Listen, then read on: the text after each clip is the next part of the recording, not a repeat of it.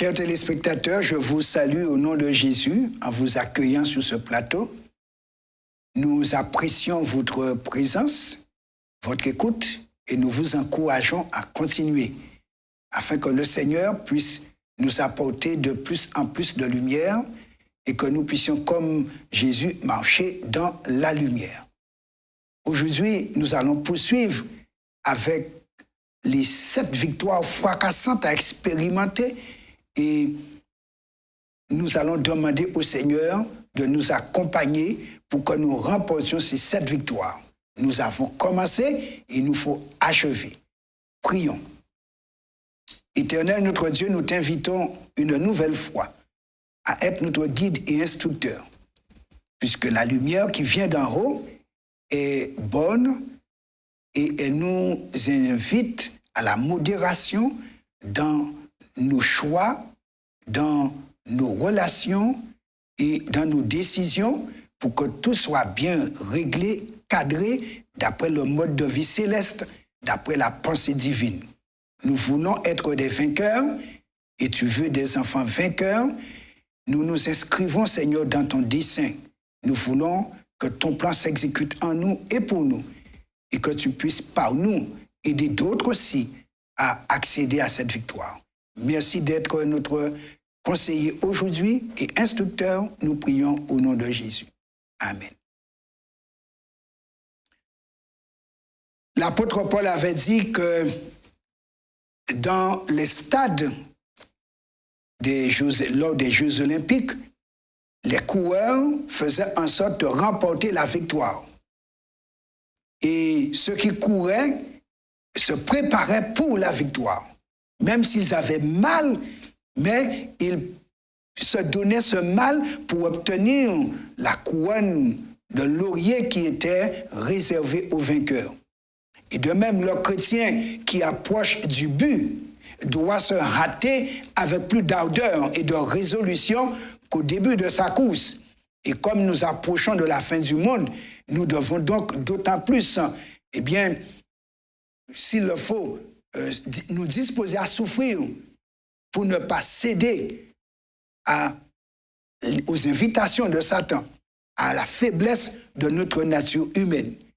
Et c'est pourquoi l'apôtre Jacques, qui veut que nous soyons des vainqueurs, nous fait cette recommandation dans Jacques 1, 21 et 22. C'est pourquoi, rejetant toute souillure et tout excès de malice, recevez avec douceur la parole qui a été plantée en vous et qui peut sauver vos âmes. Mettez en pratique la parole et ne vous bornez pas à l'écouter en vous trompant vous-même par de faux raisonnements. Donc, si nous nous laissons avoir par les sophismes de Satan, nous n'allons pas appliquer la parole. Mais si nous sommes des lecteurs de la parole et appliquons la parole, le Saint-Esprit va nous conduire dans toute la vérité et aucun sophisme de Satan ne saurait nous dévier du but à atteindre. Comme Jésus, nous pouvons dire, il est écrit et nous allons bien raisonner. Et lorsque nous raisonnons bien, cela nous conduit donc au 6e domaine, le domaine du choix. Celui qui raisonne bien va pouvoir bien choisir. Ainsi a vécu Jésus, ainsi a vaincu Jésus. Donc, domaine numéro 6, où nous pouvons et devons remporter la victoire, il s'agit du choix, puisque c'est là où tout se détermine. Nous avons tous la faculté du choix ou le libre arbitre. Notre devoir consiste à apprendre à bien choisir. C'est ce à quoi Dieu nous invite, à nous exercer en permanence. Il arrive qu'on raisonne, mais qu'on fasse de mauvais choix à cause de la priorité qu'on peut donner à la chair. Parce qu'on peut bien raisonner, mais comme Ève, raisonner en faveur de la chair. Mais lorsque nous nous connectons à Dieu, nous allons raisonner, bien sûr, mais comme Jésus, pour donner priorité à la volonté de Dieu. Il faut savoir que la victoire est possible également dans le domaine du choix. Jésus, qui nous a précédés sur le chemin du choix, a dû choisir et il nous a laissé comment faire. Dans Jean 8, verset 29, il déclare comment il vivait. Celui qui m'a envoyé est avec moi, et il ne m'a pas laissé seul, car je fais toujours ce qui lui est agréable. Et nous soulignons, je fais toujours. Voici comment Jésus exerçait son choix. Faire toujours ce qui est agréable à Dieu. Et Jésus raisonnait, mais son raisonnement était pour plaire à Dieu. Et ensuite, les choix qu'il faisait, c'était pour être agréable à Dieu. Alors, nous avons des options pour le choix. Dieu nous propose ces options dans Deutéronome 30, versets 15, 19 et 20. Il nous dit, « Vois, je mets aujourd'hui devant toi la vie et le bien, la mort et le mal. J'en prends aujourd'hui à témoin contre vous le ciel et la terre. J'ai mis devant toi la vie et la mort, la bénédiction et la malédiction. » Voici les éléments, les options de choix. Il nous dit, en conséquence, choisis la vie afin que tu vives, toi et ta postérité, pour aimer l'Éternel ton Dieu, pour obéir à sa voix et pour t'attacher à lui, car de cela dépendent ta vie et la prolongation de tes jours. Et c'est ainsi que tu pourras demeurer dans le pays que l'Éternel a juré de donner à tes pères, Abraham, Isaac et Jacob. Donc, nous voyons, il est important pour nous de choisir. Et on raisonne, qu'est-ce qui est préférable pour moi? La mort ou la vie? Entre ces deux destinées, ces deux perspectives, je raisonne. Qu'est-ce qui serait plus avantageux pour moi? Et comme Dieu a déjà mis en moi l'instinct de vie et de survie, il me dit, va dans ce sens plutôt, choisis la vie. Et si on choisit la vie, on va maintenant s'exercer à aimer Dieu. Oui, parce que c'est le choix qu'on a fait d'aimer Dieu. Et aimer Dieu se concrétise dans l'obéissance à sa voix. Et obéissant à sa voix, cela amène un attachement à Dieu. Et de cet attachement, il est dit, notre éternité en découle. Maintenant, avoir le discernement est important pour pouvoir bien choisir. Et voici ce que Paul nous recommande dans Philippiens 1er verset 9 à 11. Et ce que je demande dans mes prières, c'est que votre amour augmente de plus en plus en connaissance et en intelligence pour le discernement des choses les meilleures, afin que vous soyez purs et irréprochables pour le jour de Christ, remplis du fruit de justice qui est par Jésus-Christ à la gloire et à la louange de Dieu. Nous voyons ici l'apôtre qui nous dit,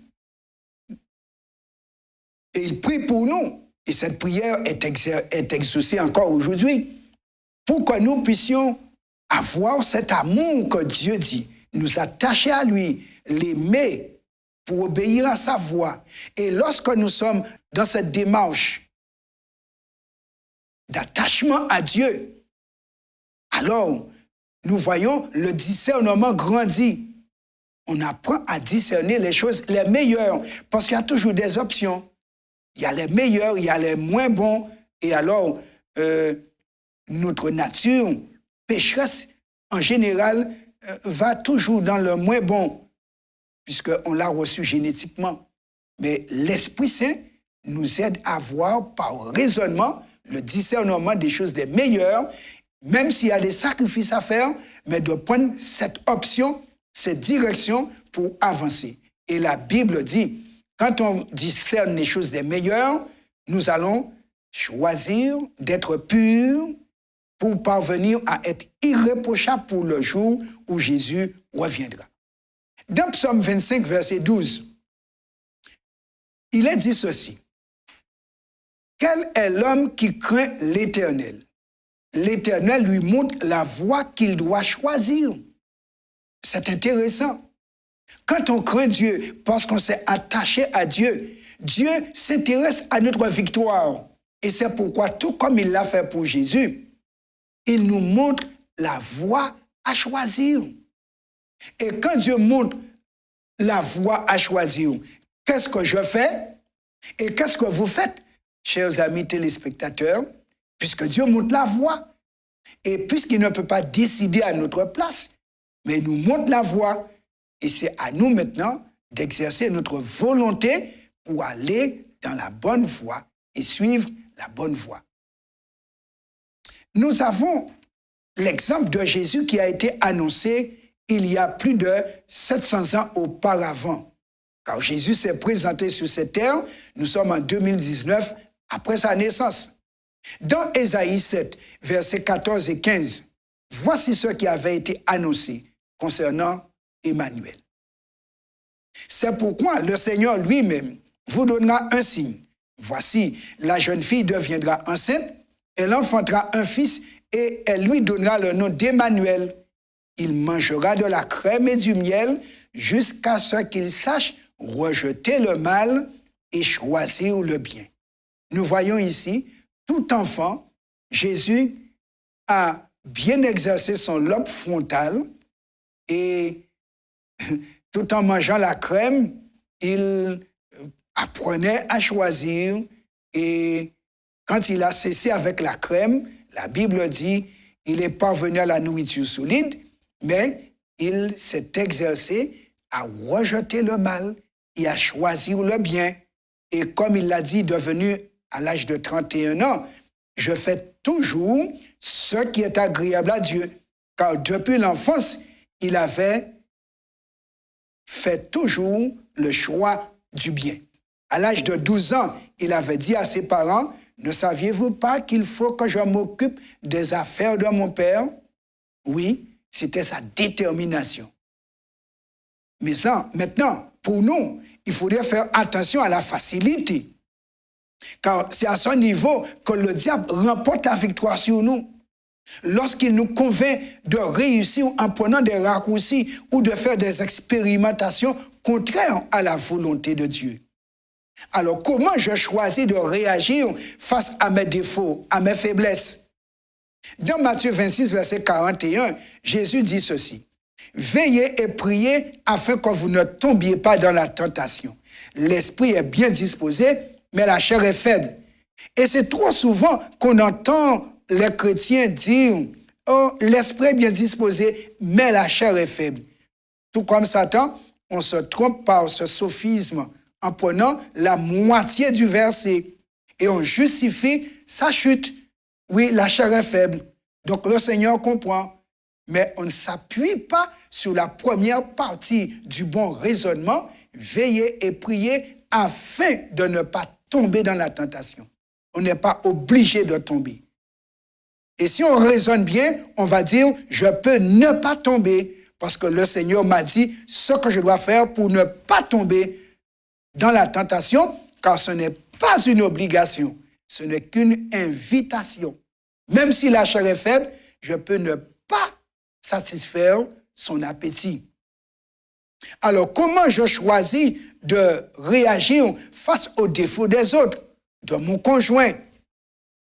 Jésus nous dit, ne jugez point afin que vous ne soyez point jugés, car on vous jugera du jugement dont vous jugez, et l'on vous mesurera avec la mesure dont vous mesurez. Pourquoi vois-tu la paille qui est dans l'œil de ton frère et n'aperçois-tu pas la poutre qui est dans ton œil? Ou comment peux-tu dire à ton frère, laisse-moi ôter une paille de ton œil, toi qui as une poutre dans le tien? Hypocrite, ôte premièrement la poutre de ton œil et alors tu verras comment ôter la paille de l'œil de ton frère. Donc, ici, Jésus nous invite à bien choisir. Et bien choisir, c'est commencer par se nettoyer d'abord, commencer par se mettre correct et en phase avec Dieu pour aider celui ou ceux qui sont à côté de soi. Une autre question. Comment je choisis de réagir face à mes besoins, à la pression de mes hormones? Voici l'information que Saint Paul nous donne. Dans Romains 8, 5 à 7, il dit « Ceux en effet qui vivent selon la chair s'affectionnent aux choses de la chair. Tandis que ceux qui vivent selon l'esprit s'affectionnent aux choses de l'esprit. Et l'affection de la chair, c'est la mort. Tandis que l'affection de l'esprit, c'est la vie et la paix. Car l'affection de la chair est inimitié contre Dieu, parce qu'elle ne se soumet pas à la loi de Dieu et qu'elle ne le peut même pas. Donc, amis téléspectateurs, nous comprenons que nous sommes de chair, nous sommes encore dans la chair, mais attention à ce que nous aimons. Nous pouvons accéder à ce principe pour gérer notre chair, tout comme Jésus qui était dans la chair. Mais il a fait toujours le choix de plaire à Dieu. C'est pourquoi l'apôtre nous dit, dans 1 Corinthiens 10, verset 31, « Soit donc que vous mangiez, soit que vous buviez, soit que vous fassiez quelque autre chose, faites tout pour la gloire de Dieu. » Et je vous invite à appliquer ce principe qui était celui de Jésus dans votre vie.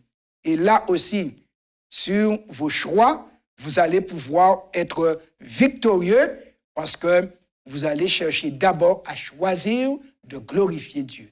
Qu'il en soit ainsi par sa grâce. Prions. Oui, Père, tu nous as donné le libre arbitre, la faculté de raisonner, le choix. Nous voulons, Seigneur, comme Jésus, opter de te glorifier, te faire plaisir et ainsi gérer et maîtriser cette nature humaine déchue afin de marcher dans la voie droite, dans la justice et la sainteté parce que nous devons vivre au ciel. Donne-nous de triompher maintenant. Nous prions au nom de Jésus. Amen.